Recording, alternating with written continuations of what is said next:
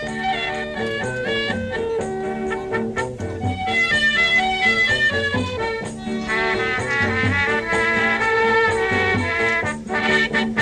់ដំបងបាត់ដំបងមានអ្វីឆ្ងាញ់ទេមានហោហើ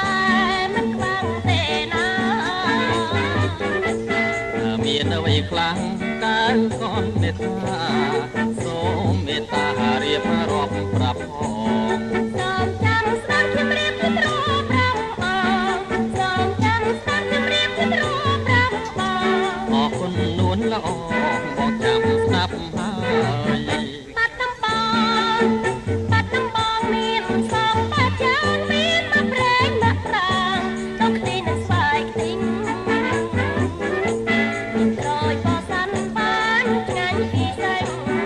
ចាំខ្ញុំតែងជូនបងពីសាអរគុណហើយកើកូននិថាអរគុណហើយកើកូននិថាញ៉ាំពីណាងណាទៅបងព្រមញ៉ាំ